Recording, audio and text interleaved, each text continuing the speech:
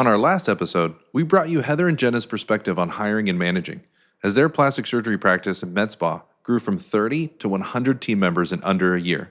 This week, we're giving you the opportunity to hear the other side, their boss's point of view.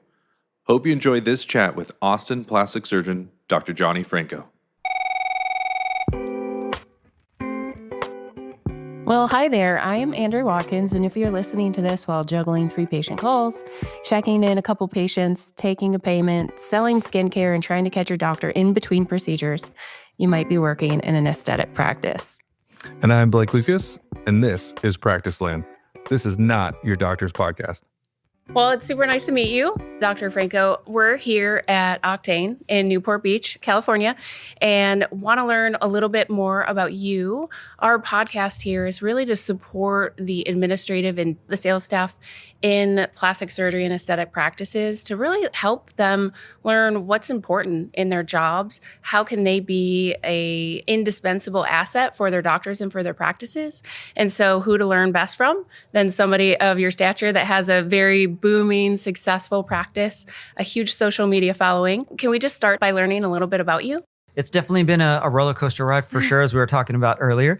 Super interesting. I made my way back to Austin. I did my medical school here way back in the day. I won't say, so I won't date myself. But then trained in St. Louis, then in Miami, went abroad for a little bit, and then came back. I actually joined a big dermatology group, and then only about 7 years ago, started my own practice and started with about 3 employees in this little 700 square foot Pepto-Bismol-pink office, and then slowly have grown. Now we have 3 offices, about 90 employees, and added about 60 over about a 14-month period. So it definitely was super challenging from all the things you're talking about: staffing, hiring the right people, making sure you keep the right culture as you expand, because I think that's really, really challenging.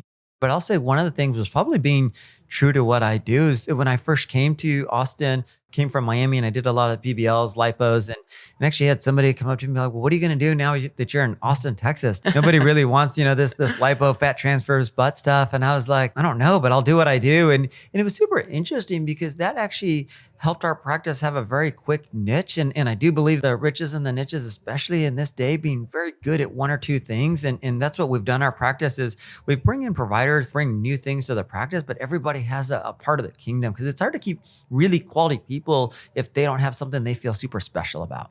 Absolutely. When it comes to the key quality people, what are some key attributes for those key folks that helped you grow, that they provided your business and that you could really trust them with and depended upon? From an admin side, we've actually had the best success of promoting within. And promoting within has really been the most successful route for us, because I mentioned earlier, but culture has been the most important, because I think people always want to hire this unicorn admin, practice administrator. And don't get me wrong, there's some absolutely fabulous people out there, and if you can recruit them, but they're far and few between. And then they may be a perfect spot for something else, but no 2 practices or businesses are alike. And I think it's been challenging when we've tried to bring outside people in. So the most important things for us is obviously what's their personality, their drive, because I can teach them the stuff that I want in terms of things. So I think that's been huge. A tip I heard from another podcast is when you're hiring higher level people, whether it's a CMO, whether it's a vice president, whether it's something else for your practice, I always ask them, teach me something. Because if I'm going to bring in somebody who's super specialized, I want them to know more than me. And so asking them to just teach you something, 1, they're typically not expecting that question. 2, it actually sees how they do under fire. And it's been interesting. We hired a marketing person recently, and actually 2 marketing people. And both of them, when I asked them the question, they jumped right in it. And some of the things I knew, some of them didn't. But, the idea that they weren't afraid to be like, hey, here's some of the stuff I'm super passionate about, I really feel super strongly about. And just whether they truly teach you something or not, is a little bit irrelevant, but you get a real feel for what they're excited about, what they really know. And you can tell if somebody's super confident about something right away and willing to engage in this. So I think that's great, because as a practice owner, or whether you're the CEO stuff, you don't want people who are just going to say yes, or you're the greatest, and then, everybody's sticking their head in the sand. And so, you want to be collaborative, but also somebody that's going to be like, hey, I'm worried about that because of X, Y, and Z. So I heard that you have champions in your practice. Tell me a little bit about that. We do this no matter what we do in our office. So if we bring in a new laser, if we bring in a new device, a new treatment, we try and find somebody who is going to own this, whether it's a surgeon, whether it's an injector, if it's, something like patient five, one of the admins, because the problem is if you bring something in, even if it's the greatest device, laser, whatever it is, but nobody owns it, it's just going to fall by the wayside because somebody has to be talking about it. Somebody has to be engaging the staff. Somebody has to be making sure that this is making moves forward. And we actually have a new device, new item checklist that we do. So any new thing we bring in, we bring up our sheet, we go through, we assign tasks, and then that way we make sure that everything gets done. So there's the lead up to it, the actual do it, the 30-day check, the 90-day check, and then champion is the person in charge of being that. It also too gives people in the office a chance to own something. So we have somebody that truly thrives inside that. We have someone else that does, sweat control with Rella. We have, someone else that's a trainer for Allergan. We have somebody else that's now taking over our wellness program and the GLP and peptide stuff. And so I think it does multiple things. One, it keeps a project moving. Two, it keeps a device from collecting dust. When you've looked at someone and said, you're the champion for this new laser or for this new device or for GLP-1 product that we're bringing in, how have you been surprised in the way that maybe one of your team members has responded? It starts even before we bring it in, because if we're previewing something and nobody's excited about it, then I'm really worried that if we can't even build excitement in our office, are we going to be able to build excitement for our patients coming through? Typically, somebody gets super really excited about it, and then we start talking about it, and then they're helping kind of push some of it along, which is a good test, because if they're going to help get this to a spot where we're going to bring this in, then they're going to be excited afterwards. So I think that's been the spot where it's really made a big difference for us. Perfect. And how does that impact their daily workflow? If they're already busy, they already have a task, and this is what their job is on a daily basis, and then we say, okay, you're the champion, we need to do this. How is that impacting them on a day-to-day, and how do they kind of embrace that and run with it? I think it's been 2 points. So there's some that are super busy and they want to bring something else on. Also, for other providers, this is a way to get busy. Because if you think about it, if you're sitting like Austin or Dallas or somewhere else, you could be the 1,000th, toxin injector and try and, carve your space. Or you could be the person talking about cellulite and make your own pathway. And now you own a space that, there's only 2 or 3 other people in the entire city talking about it. So I think it's been a way that our providers have now seen it because they've seen it be successful. It's a way for somebody to get super busy really, really fast. Mm-hmm. It's a way for somebody to make themselves a national niche because they own something that's super personal. I do think there is times that we have to, if somebody, like most, you have alphas at different things. And so you probably have the 1 or 2 people who would take on every single project. So sometimes we do have to kind of rein that in. I always say the front office is the hardest to keep staffed with really great people. So what do you do in your practice, at least for your call center, or those first touch points?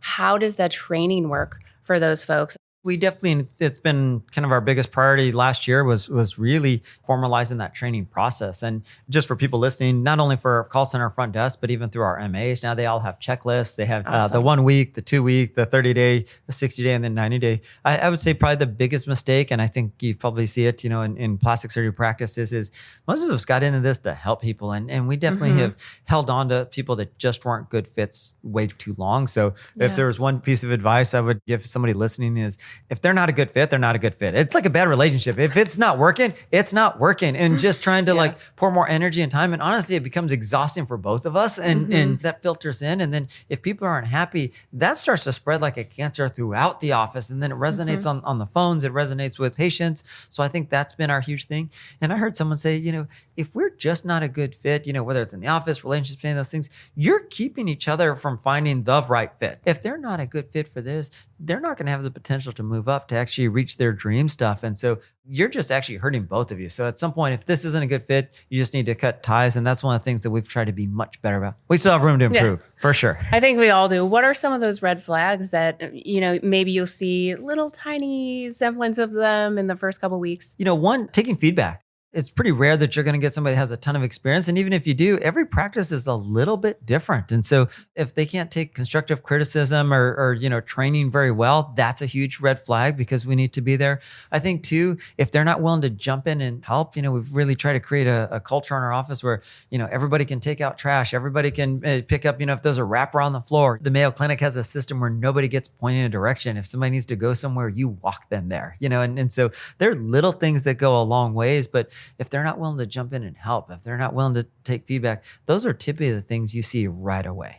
I assume, and with such a large practice, you guys probably have regular performance reviews, things like that, with whoever is your practice manager, COO, HR folks. With your compensation and the way that you guys are structured, do your sales and administrative teams work with incentives? One of the things we've done in the past is we've made bonus or incentive plans too complex. People don't understand where this is coming from, and then it becomes unhelpful. Because if people can't even correlate their action to, a positive event, then that's really challenging. If it's taking your admin forever to run these reports and do it, and then you're not getting them out quick enough, then people don't tie it to the action. So I think that's some of the stuff we've cleaned up. I think that's some of the stuff with some of the technology to be able to run these and pull specific stuff has been super helpful. This is where I think having CRMs and some of these, there's all sorts of different phone tracking systems where you can actually see individual people's conversion rates and bonuses and stuff, where it's very clear, it's very transparent. We try to be very transparent where people see exactly where they're coming from at any point. What if somebody in your team, they think they're doing a great job,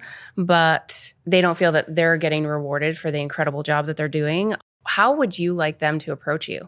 If you track this and can build the data, then I think it's super helpful, because then you can make stuff matter of fact instead of emotional. And so then you can know, like, hey, Andrea, you're at 50 percentile. So like you're at the average, you're not crushing as much as you think. And when you can show it, even if you dename it and have you there, then people know exactly where they fit. I think it also helps because if somebody comes in and they want a raise or something, but they're on the bottom 20th percentile, you can be like, hey, here's where you're at.